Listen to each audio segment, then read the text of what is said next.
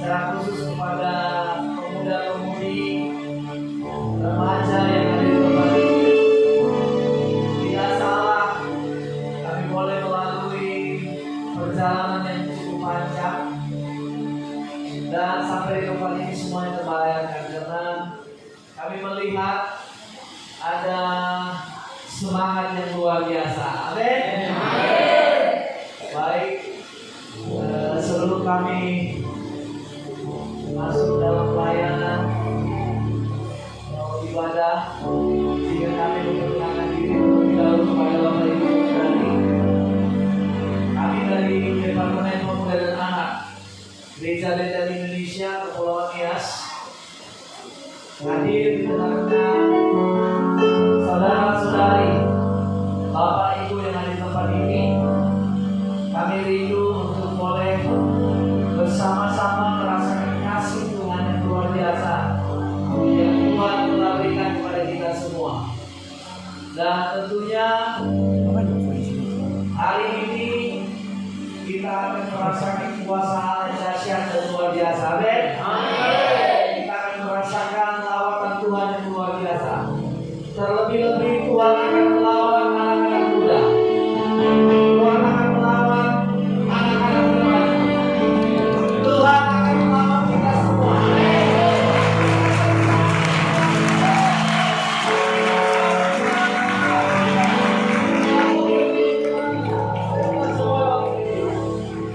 Terima kasih.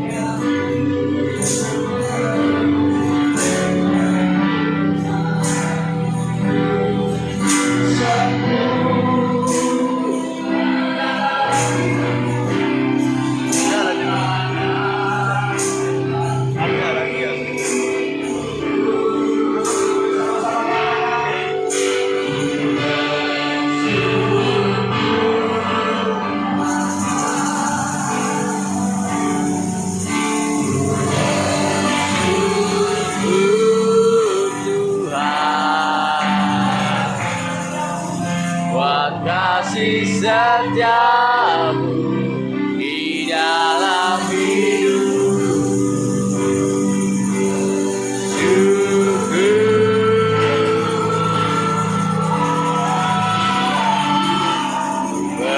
Bersyukur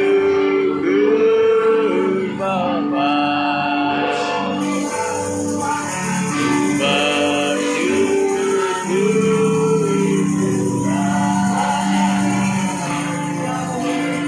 kasih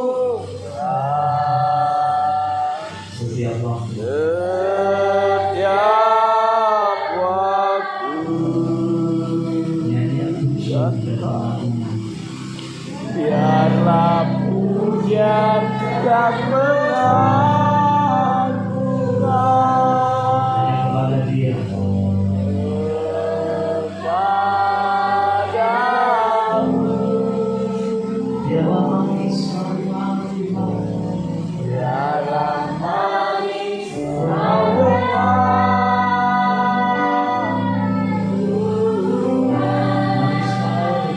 manis kau dengar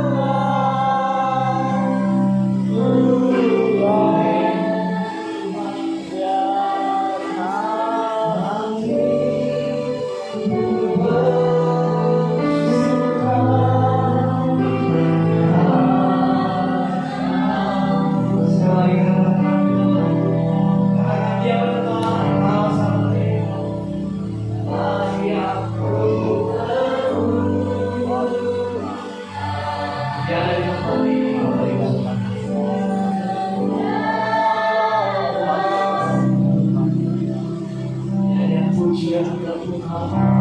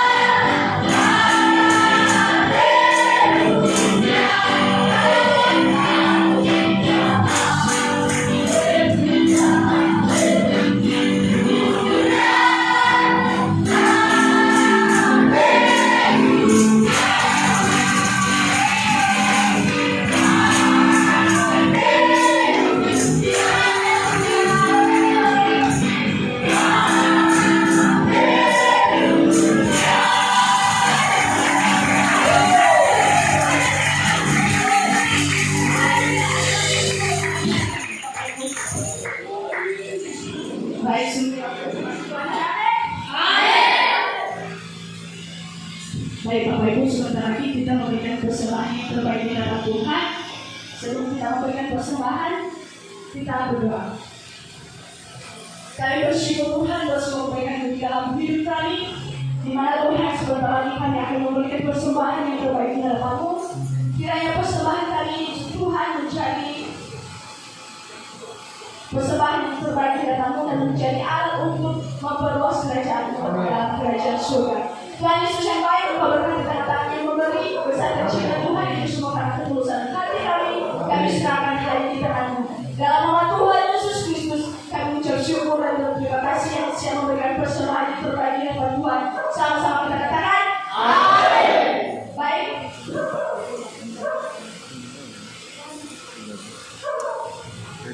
Baik, sebelum memberikan atau menyerahkan persembahan, sekaligus kita dengarkan firman Tuhan dan sama-sama kita akan pujian mengatakan, ku yakin saat kau berfirman. Dan kami persilakan kepada petugas untuk memberikan persembahan.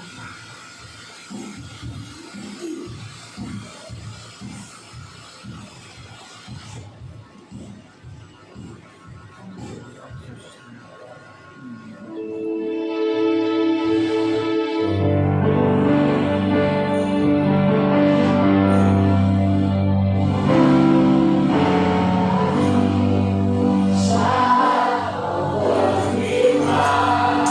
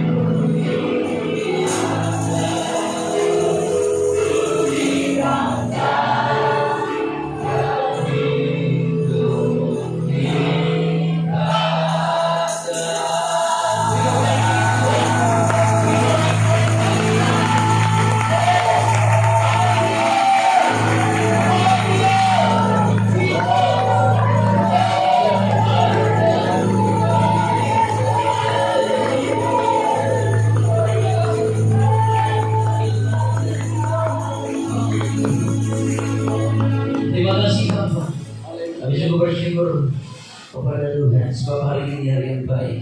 Dan Tuhan sudah pertemukan kami di tempat ini bersama dengan semua jemaat-Mu. Kami percaya waktu ini kami pakai dengan baik dan Tuhan mengurapi kami. Karena ketika firman-Mu disampaikan, Tuhan berbicara setiap hati kami. Untuk bungkus kami kuasa Roh Kudus Tuhan. Tempat ini pakai malaikat kepala tentara surga-Mu. Setiap kami yang ada di tempat ini penuh dengan urapan Tuhan. Biarlah Tuhan sampaikan berita kebaikan hari ini dalam hamba-Mu. Di dalam nama Tuhan Yesus yang firman yang hidup kami berdoa. Haleluya, bersama saya katakan amin. Bapak Ibu, saya persilakan duduk. Haleluya. Baik, shalom. Haleluya, terpujilah Tuhan Allah yang memberkati kita. Amin. Kami bersyukur Bapak Ibu, kami bersyukur dari BPK Kepulauan Nias kami boleh sampai di tempat ini dalam keadaan sehat dan sukacita penuh. Amin. Luar biasa. Hari ini memang hujan, tetapi tidak mengurangi semangat jemaat untuk datang bertemu di tempat ini. Amin. Bapak Ibu Saudara yang sedang nama Tuhan, khususnya kaum muda yang ada di tempat ini, kita percaya bahwa apa yang kita kerjakan hari ini adalah pekerjaan yang baik. Amin. Setiap waktu kita tidak ada waktu yang sia-sia. Hari ini firman Tuhan berbicara tentang hidup berfokus kepada Tuhan. Amin. Apa kata kaki-kakinya Bapak Ibu, fokus pada Tuhan. Hari-hari ini banyak manusia tidak mau fokus kepada Tuhan. Hari-hari ini banyak di antara kita yang fokusnya dicuri, yang fokus kita kepada dunia bukan kepada Tuhan. Fokus kita berubah. Keluarga fokusnya berubah. Anak-anak muda fokusnya berubah. Orang tua fokusnya berubah. Tapi saya percaya cuma di tempat ini fokusnya tetap untuk Tuhan. Amin. Tuhan berkata orang yang mengandalkan Tuhan, orang yang fokus kepada Tuhan akan mendapat berkat yang luar biasa. Kita akan lihat Bapak Ibu Saudara dari kitab Amsal pasal 3 ayat 5. Saya akan bacakan sampai ayat 8. Amsal pasal 3 ayat 5 sampai 8. Begini firman Tuhan saya bacakan bagi kita. Percayalah kepada Tuhan dengan segenap hatimu dan janganlah bersandar kepada pengertianmu sendiri. Akuilah jalan segala-galanya, maka Ia akan meluruskan jalanmu. Janganlah kau menganggap dirimu sendiri bijak. Takutlah akan Tuhan dan jauhilah kejahatan. Ayat 8. Itulah yang akan menyembuhkan tubuhmu dan menyegarkan tulang-tulangmu. Amsal berkata, ternyata orang yang mau percaya kepada Tuhan dengan segenap hati dan bersandar kepada Tuhan dengan segenap pengertian kita bersandar kepada Tuhan, kita akan mendapat berkat yang luar biasa. Amin. Dikatakan di situ, dengan menyembuhkan tubuhmu dan menyegarkan tulang-tulang. Bapak Ibu Saudara ada yang sakit kali ini, atau anak muda ada yang sakit kali ini? Tidak ada ya. Semua sehat. Amin. Oh ya ada. Iya. Percaya firman Tuhan berkata itu akan menyembuhkan tubuhmu dan menyegarkan tulang-tulangmu. Apa yang menyembuhkan ketika kau percaya kepada Tuhan? Ketika kita percaya dengan segenap hati kita, itu akan menyembuhkan tubuh kita, akan menyegarkan tulang-tulang kita. Amin. Jika bermusik, tetapi saya percaya akan tetap membuat semangat kita kokoh di dalam Tuhan. Amin. Saudara dikasih dalam nama Tuhan Yesus, kita mau melihat ada satu tokoh di Alkitab, di dalam kitab 2 Tawarik pasal 32, 24, 26 dikatakan Hizkia. Mungkin kita pernah mendengar Raja Hizkia. Raja Hizkia adalah seorang raja Israel yang memimpin dipakai oleh Tuhan pada usia 25 tahun. Hizkia adalah seorang yang takut akan Tuhan. Ayahnya sebelumnya Raja Ahab tidak takut kepada Tuhan. Ayahnya sebelumnya memimpin Israel tidak takut kepada Tuhan. Dia bersandar kepada pengertian sendiri. Dia tidak pernah mengandalkan Tuhan. Dia mengandalkan kekuatannya. Dia mengandalkan peraturan-peraturannya dalam memimpin bangsa Israel. Tapi kita melihat anaknya Tuhan pakai pada usia 25 tahun untuk memimpin Israel. Dia takut akan Tuhan. Kalau dikatakan di kitab 2 Tawarik 32, 24, 26 dikatakan pada Hizkia jatuh sakit sehingga hampir mati. Hizkia pernah sakit dan dia hampir mati. Alkitab berkata ia berdoa kepada Tuhan dan memberikan kepadanya, berterima kepadanya, memberikannya satu tanda ajaib. Tetapi dia tidak berterima kasih atas kebaikannya yang ditunjukkan kepadanya, karena ia menjadi angkuh sehingga ia dan Yehuda saling ditimpa berkata, ia sadar akan gangguannya itu dan merendahkan diri bersama-sama berjalan selain sehingga Tuhan tidak menimpa Tuhan tidak menimpa mereka pada zaman Hizkia. Bapak Ibu Saudara kasih dalam nama Tuhan, Hizkia datang berdoa berbalik kepada Tuhan, dia disembuhkan oleh Tuhan. Saya percaya kita semua di tempat ini, satu orang tadi yang tunjuk tangan ketika sakit, tapi saya percaya kita semua sedang sakit. Sadar atau tidak sadar, kita umat manusia sedang sakit. Hari-hari ini Tuhan mau supaya baiknya dipulihkan. Hati kita kembalikan kepada Tuhan. Fokus kita kembalikan kepada Tuhan. Yang Tuhan mau. Sama seperti di Kisah para Rasul pasal 15 ayat 16-17 dikatakan bahwa aku akan memulihkan pondok Daud. Aku akan membangunkan pondok Daud yang sudah jadi runtuhan kepada Tuhan. Berbicara tentang pondok Daud, berbicara tentang pujian penyembahan yang sudah hilang sehingga membuat setiap umat manusia sakit. Saya orang anak muda suka dengar musik DJ. Saya bapak ibu mau maaf anak muda kalau saya dengar musik DJ sakit telinganya. Sekarang kan musik-musik di handphone Android kan sekali kita tekan musiknya tis gitu ya. Bukan telinga sakit, orang tua juga jantungnya dicopot. Ya. Tapi saya yakin anak-anak yang di tempat ini tidak ada yang suka musik DJ. Ya kan? Semuanya suka musik rohani, amin. Iya. Kita baik bergoyang dalam Yesus. Iya. Kalau sekarang kita melihat Bapak Ibu Saudara anak muda mulai fokusnya hilang, baik pujian penyembahan hilang dari hidupnya. Ini yang membuat kita sakit.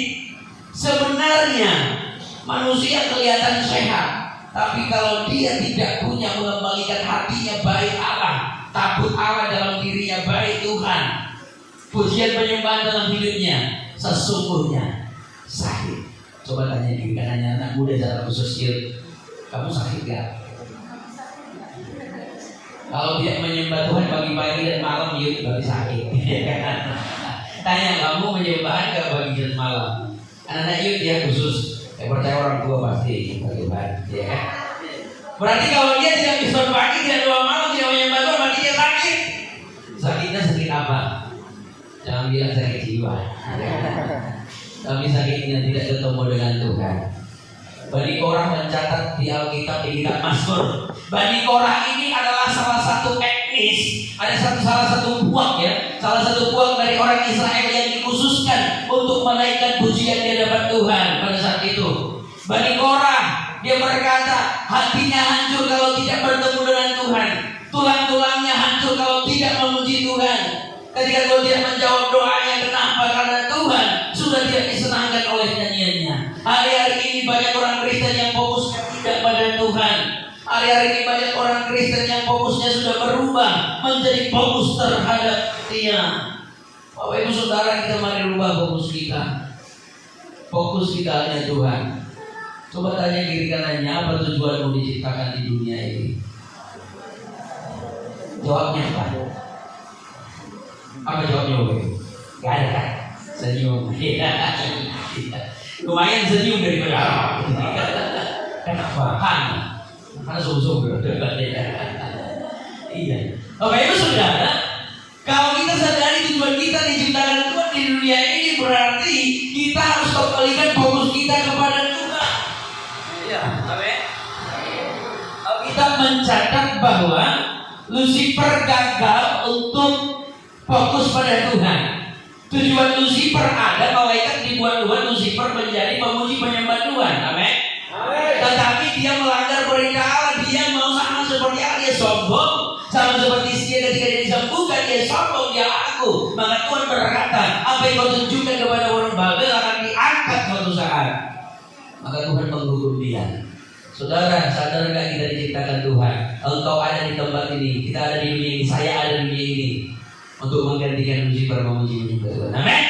Maka ingat, setan tidak akan suka terhadap orang, terhadap umat Tuhan yang mau menyembah Dia. Apalagi anak-anak itu yang dipakai oleh Tuhan. Setan tidak akan suka anak itu yang memuji menyembah. Dia akan colek. Pertama dia akan colek WL-nya, ya kan? Iya. Anak-anak itu di sini siapa yang WL-nya kita ada sini ya? Biasanya pemuda-pemuda yang suka menyembah Tuhan itu sering dicolek oleh iblis, ya kan? Lewat apa dicolek? masalah. Lewat apa dicolek? Rekan teman-teman pelayanan. Sehingga minggu depan berkata kepada Bapak Gembala, Pak, saya tidak melayani dulu minggu ini. Mana? So masalahku Pak, sama siapa? Sama si Ines. Saya tidak melayani.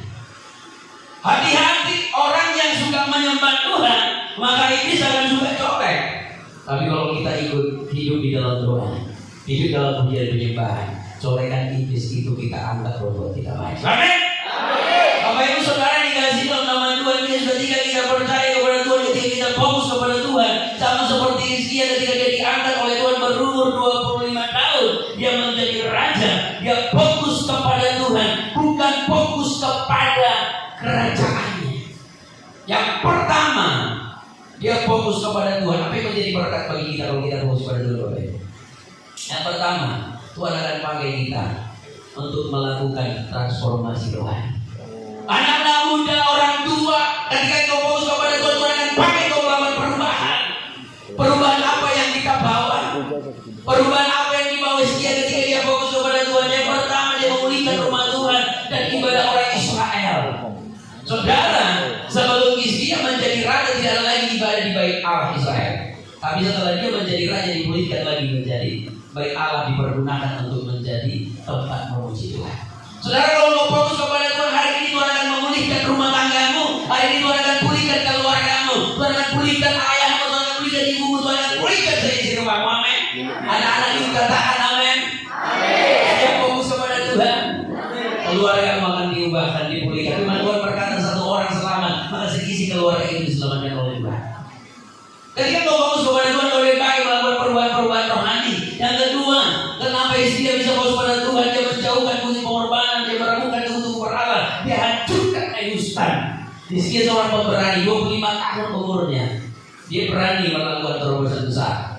Dia berkata di sana, dia menjauhkan bukti pengorbanan. Ketika bapaknya menjadi raja, orang Israel tidak menyembah Tuhan. Ketika bapaknya menjadi raja, mereka menyembah berhala. Mereka menyembah patung. Bahkan salah satu patung Nehustan. Tahu Bapak Ibu patung Nehustan? Baca di kitab Bapak Ibu ular tembaga. Ketika orang Israel digigit ular tedung di padang gurun, ketika mereka melawan Tuhan, siapa yang digigit ular tedung mati. Tapi Tuhan bilang kepada Musa, dirikan satu ular tembaga. Siapa yang memandang kepada ular tembaga itu, dia akan selamat. Saudara, setelah kejadian itu, orang Israel tetap menyembah patung itu. Mereka menyembah patung itu, padahal Tuhan bilang itu hanya berlaku ketika pada saat di padang gurun. Sampai sekarang kalau kita lihat lambang dari bakti ada apa namanya WHO, lambang dari kesehatan dunia, pernah lihat kan? Ada ular, ada garis satu ular. Itu dari Alkitab. Lambang kesehatan dunia itu pakai dari Alkitab. Itu akan menyembuhkan, tetapi orang Israel mencari kesembuhan dari dunia. Ketemu enggak? Tidak ketemu.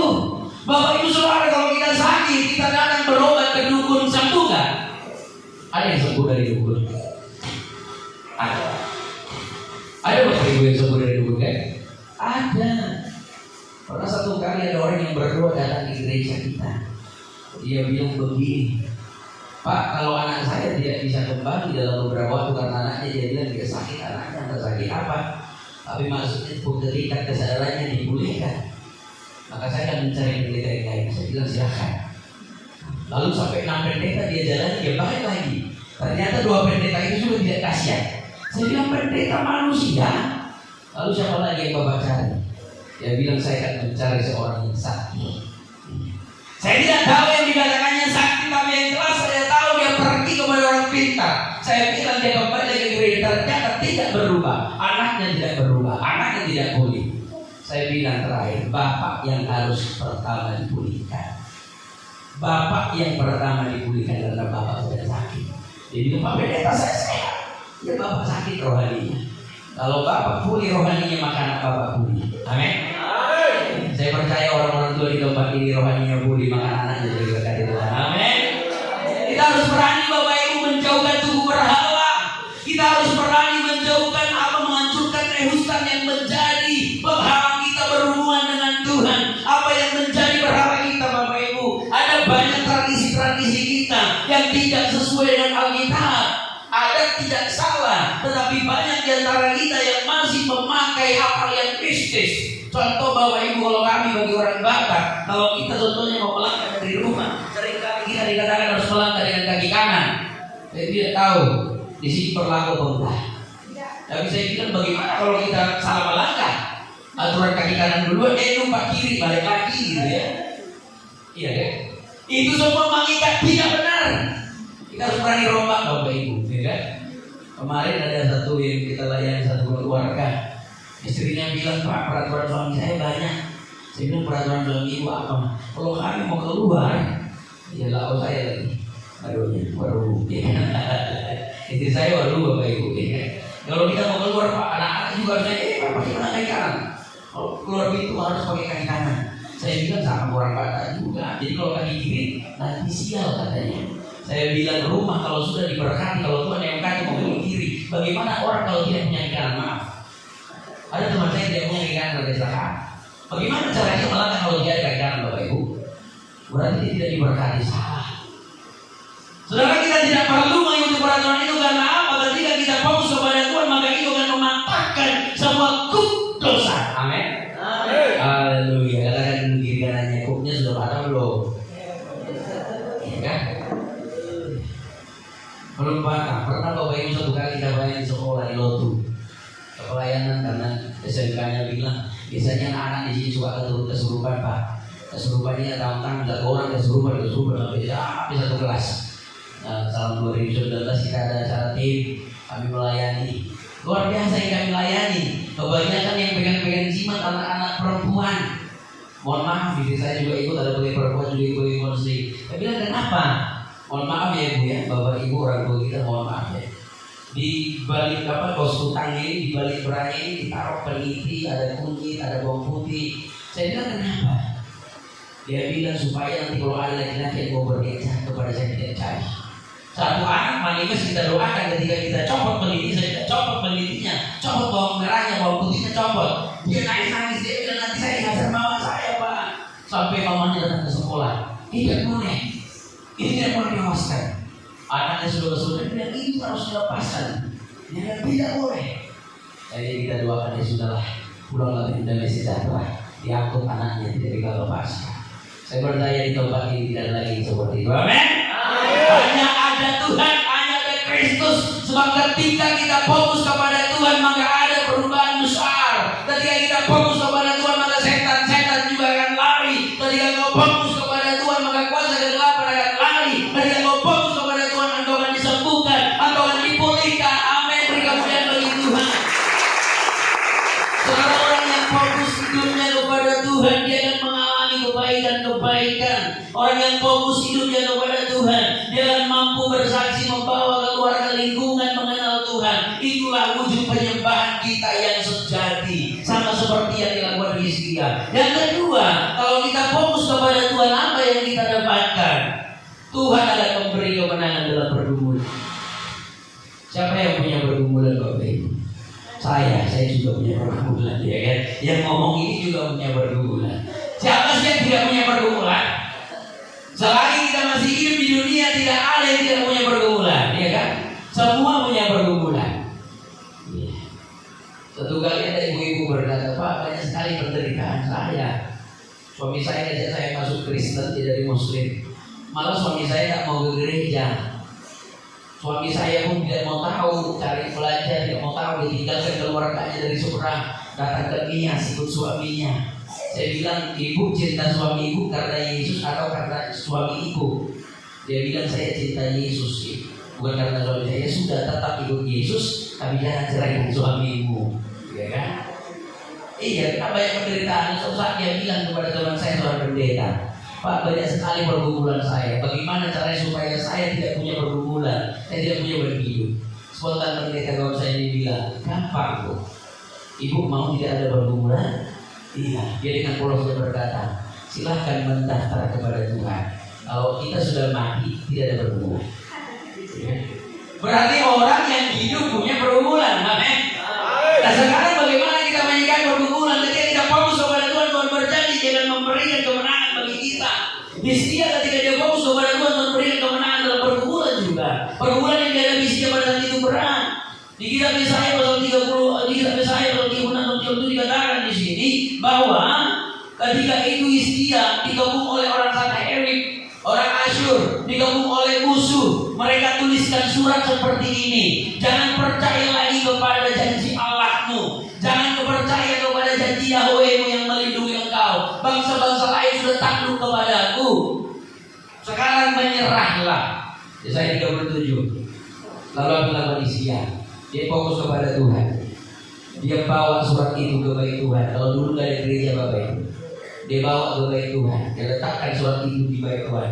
Nah Tuhan, surat ini untukmu, karena yang ditulis oleh Raja Sanherib apa?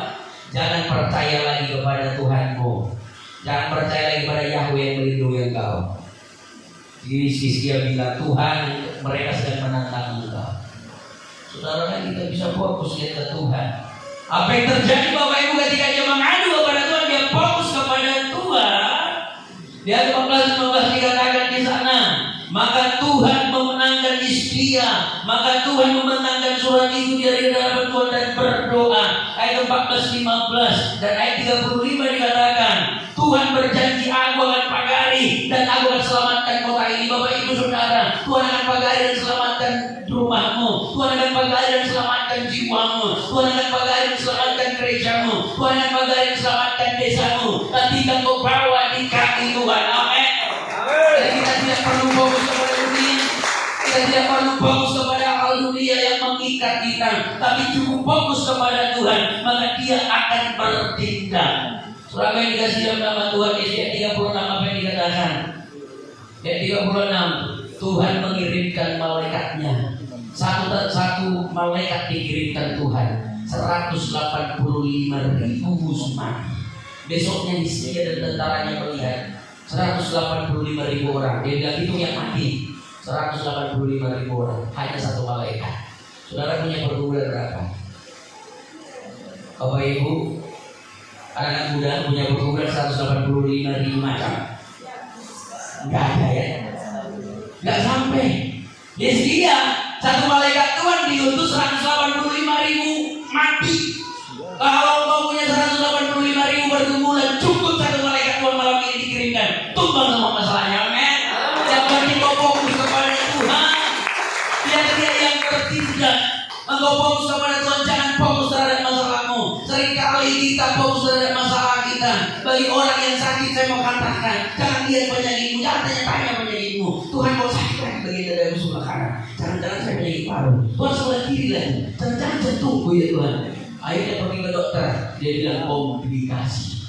Ada penyakit jantung, ada paru-paru, habis itu ada penyakit rubah-rubah, ya kan? Macam-macam mana Bapak Ibu Saudara. Tapi ketika kita fokus, Hizkia kan sudah divonis Tuhan mati. Hizkia sudah divonis Tuhan, Tuhan berkata lewat hambanya Yesaya, dikatakan di situ, hari ini kau mati. Lalu apa dikatakan? Tuhan, dia berbalik, ingatlah akan apa yang kubuat. Dia berbalik, dia menghadap begini. Hizkia kan sudah buat yang benar, dia sudah mengatakan kepada Allah, dia sudah buka bait Allah kembali. Belum hambanya pulang dari rumahnya, Tuhan bilang, aku tambah umurnya 15 tahun lagi, pergilah kamu Hizkia. Dia sering nangis-nangis di sana. Saudara, Bapak, Ibu, ibu-ibu juga kalau sering nangis berdoa, Tuhan akan berikan jawabannya. Amin. Haleluya. Tanda air mata Hizkia itulah tanda ketulusan, kepolosan di hadapan Tuhan. Maka kalau kita nangis, biasanya Bapak, Ibu yang sering nangis berdoa ya kan? Berarti ibu lebih tulus. Ada ini, saya susah menangis berdoa memang. Kalau saya lihat istri saya kalau punya pahala sering kali nangis. Saya bilang, Mama kenapa nangis? Biasanya mau terkaku saja mau menyembah Tuhan katanya. Dan saya pikirkan begini, memang stok air mata ibu-ibu lebih banyak daripada laki-laki. Ya. Tapi istrinya laki-laki. Iya.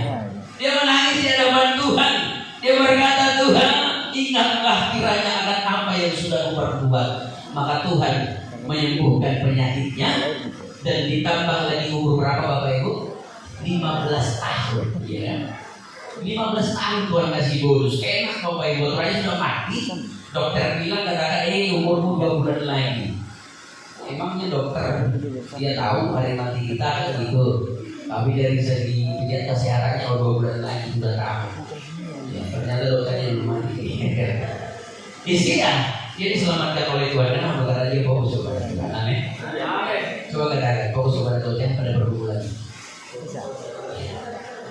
Kenapa? Karena iblis akan menciptakan masalah. Iblis akan menciptakan pergumulan dalam keluarga. Anak-anak muda, iblis akan berusaha menggagalkan masa depanmu. Iblis akan berusaha untuk menggagalkan apa yang kau cita-citakan. Supaya apa? Supaya kau fokus terhadap masalahmu, engkau fokus terhadap dirimu, engkau fokus terhadap masa depanmu, sehingga kau melupakan Tuhan. Ini anak ini yang kita layani. Satu ini yang dari video tadi. Kemarin dia bilang, Pak, saya mau melamar. Dia bilang, silakan kamu melamar. Dia melamar polisi, dia agak sendiri kemudian, Pak, puji Tuhan saya kalah deh. Saya baca di awal, puji Tuhan ternyata dikatanya jauh lebih di bawah, saya kalah. Saya pikir sudah menang, dia menang. Rupanya saya buka WA, saya kalah Pak. Tapi masih sanggup dia bilang puji Tuhan. Kalau dia pulang, saya mau melamar lagi Pak, katanya melamar tentara. Kemudian dia disimpulkan dia melamar. Puji Tuhan Pak, kalah lagi. 2 kali dia tahun ini kalah. Dia bilang masih mau coba, masih Pak, bulan berapa? Bulan 11. Ya kalau kalah ibu bulan 3 kali kau coba kalah kau jadi pendeta. Amin. Karena setelah saya konseling ternyata dia waktu kecil papanya bilang waktu dia kelas 5 SD dia bilang apa jadi kamu ya jadi pendeta. Apa jadi kamu ya jadi pendeta. Saya bilang nggak apa-apa kamu silakan melamar beberapa kali tapi kalau nggak cepol nanti jadi pendeta. Tapi bukan berarti pelarian dan beda ya kan? Karena dia sempat ucapkan dari mulutnya dia mau jadi pendeta waktu kecil. Tapi kalau mau jadi tentara ya silahkan saya bilang. Seringkali memang kita bapak ibu bahwa apa yang mau kita kasih kepada Tuhan itu kan saya aja Tuhan ya. Kalau nanti saya nggak lolos PNS, nggak lolos apa baru saya jadi pendeta, ya kan? Pernah bapak ibu kita layani satu keluarga. Ada anak yang paling pintar, mulai dari SD, SMP, SMA juara 1 terus dapat penghargaan. Lalu dia bilang oh anak saya ini pintar dia diisi akan sekolah di USU, kuliah di USU. Tiba-tiba korslet bapak ibu. Ini kita bawa di sekolah teologi konseling. Tiba-tiba naik korslet perempuan. Kalau dia sudah kena, dia suka menghujat lari-lari buka baju. Ya kan? Lalu kelihatan tak sama. Ketika kita doakan di sana sudah jadi. Papa mamanya bilang dia nanti jadi hamba Tuhan. Saya bilang kenapa saya sudah korslet dikasih ke Tuhan? Karena papa mamanya tahu Tuhan sanggup memulihkan. Amin. Iya memang Tuhan ini dokter di atas segala dokter Bapak Ibu. Yang sudah korslet pun disembuhkan. Mereka sudah kasih ke rumah sakit jiwa tidak sembuh. 3,5 juta 1 minggu pun dihabiskan tidak sembuh. Dia selama dia yang kita buat bekerja, tanam nanas, ikut penyimpahan pagi-pagi, anak-anak ikut kuliah, sembuh. Puji Tuhan sekarang dia sedang pelayanan. Kemarin saya senang dia di Kalimantan. Sekarang dia sedang pelayanan menjadi siapa perempuan itu yang motivator yang apa itu ibu apa itu yang di YouTube. Ya, Henry Chris, ya kan? Saya lupa. Dia sekarang sedang melayani di sana karena dia memang luka batin. Kalau saya bilang dia sudah agak pulihkan hubungan dengan dia sudah sama terkena teologi. Kenapa orang tuanya mau kasih? Kalau saya tanya bapak-bapaknya, jangan karena dia korslet kasih ke Tuhan. Bapak ibu orang tua di tempat ini, kalau ada anak yang pintar segera kasih ke Tuhan. Amin. Kalau ada anak yang kasih segera kasih ke Tuhan. Jangan nanti ada anak yang agak lambat sedikit lalu kasih ke Tuhan. Jadi pendeta kan bisa jangan bodoh-bodoh sedikit. Luar biasa Bapak Ibu di tempat kami. Coba bagi orang Batak kalau ada anaknya cerdas, langsung papanya bilang kau jadi pengacara ya. Iya. Nanti aku sekolahkan kalau sarjana hukum. Tapi coba kalau ada anaknya yang ngomong kayak saya dulu nganu, kalau bilang pendeta lah kau ya. Emangnya kalau pendeta yang bodoh Pak? Saya percaya Bapak Ibu, tapi kita semua dia tempat sepertinya, amin. Dia punya pergumulan ketika dia fokus kepada Tuhan jadi pulihkan Tuhan. Hari ini kita punya pergumulan, seberapa banyak pergumulan kita. Kita mau fokus kepada Tuhan, Tuhan akan pulihkan kita, amin. Itu yang kedua, Tuhan akan memulihkan, Tuhan akan memenangkan, memberikan kita kemenangan dalam pergumulan kita. Yang ketiga, ketika kita fokus kepada Tuhan, apa yang kita dapatkan? Yang ketiga, Tuhan akan sembuhkan kita saat kita sakit, amin. Dan percaya Bapak Ibu, siapa di antara kita yang saat ini melalui pergumulan yang lagi sakit, yang kita tahu disembuhkan oleh Tuhan, amin. Yang sakit tubuhnya, yang sakit jiwanya, yang sakit rohnya Bapak Ibu ya. Siapa yang sakit rohnya? Banyak kita di antara tempat ini Bapak Ibu yang saya lihat yang rohnya sakit. Rohnya sakit berarti dia dikembalikan kepada Tuhan. Rohnya sakit berarti kita sendiri sudah dosa. Rohnya sakit berarti kita dikembalikan apa yang menjadi tugas tujuan kita datang ke dunia ini. Banyak di antara kita di tempat ini mungkin yang berpikir, saya lahir ke dunia, saya umur 6 tahun, saya SD. Saya mau tamat SMP umur berapa? Umur 12 tahun, nanti 15 tahun SMP. SMA 18 tahun, lalu kuliah, lalu menikah, punya anak. Lalu setelah punya anak, punya cucu, punya cicit, lalu mati. Apakah itu tujuan kita di dunia? Tidak. Tapi kita tujuan kita di dunia ini apa? Untuk menyenangkan hati Tuhan, untuk fokus kepada Tuhan, untuk menjadi pemuji penyembah Tuhan. Amin. Hari ini Bapak Ibu, ketika fokus kepada Tuhan, maka Tuhan akan mendengarkan doa kita.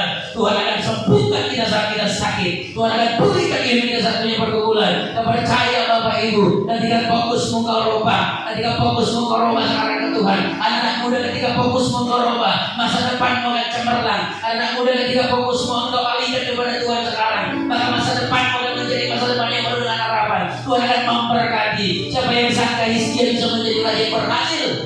Sama seperti Daud. Siapa yang sangka Daud bisa menjadi raja?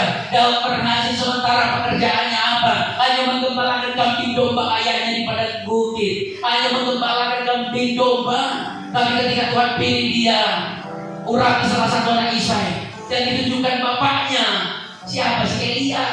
Dan ditunjuk bapaknya siapa? Ada abangnya. Lalu kata Tuhan, tidak ada satu pun.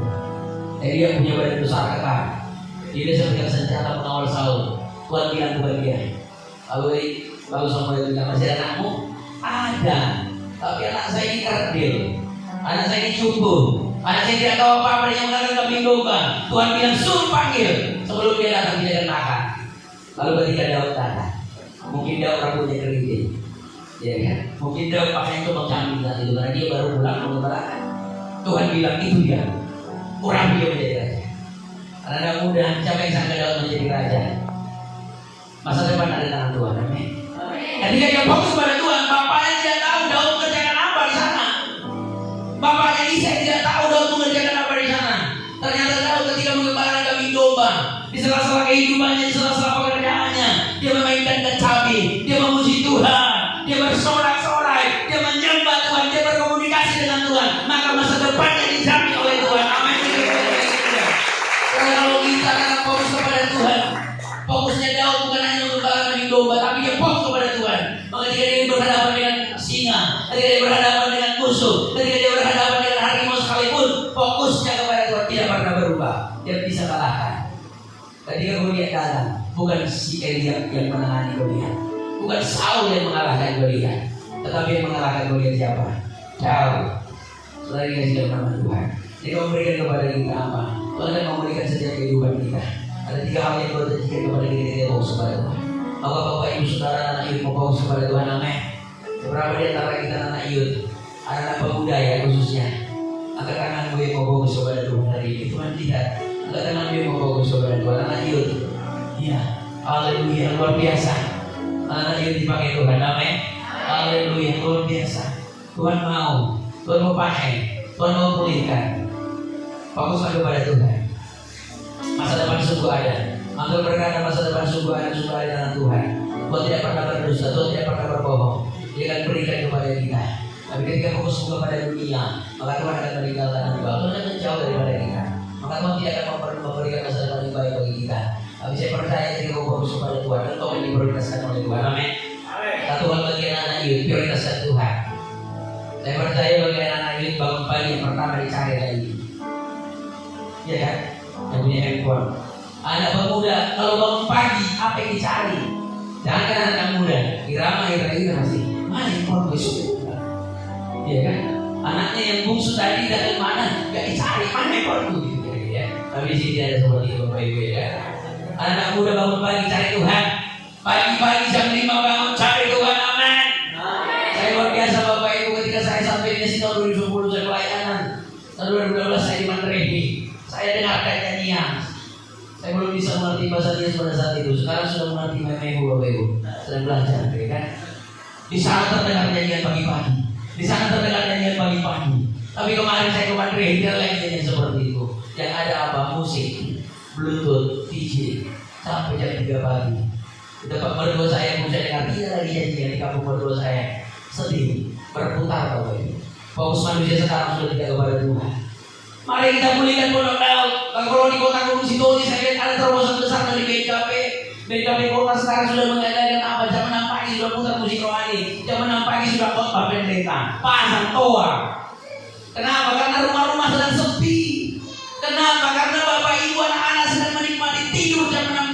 bangun, tidak lagi menyembah Tuhan, tidak lagi fokus kepada Tuhan, maka bagaimana Tuhan memberkati kota kita, bagaimana Tuhan memberkati desa kita, bagaimana Tuhan memberkati keluarga kita, bagaimana Tuhan memberkati gereja kita, kalau kita tidur dan menampaki dia menyembah Tuhan. Nah, sekarang ada beberapa gereja yang buat seperti itu, bukan untuk melawan Tuhan masjid, bukan, tapi sedang mengingatkan jemaat-jemaat di sekitar yang sedang tertidur pulas.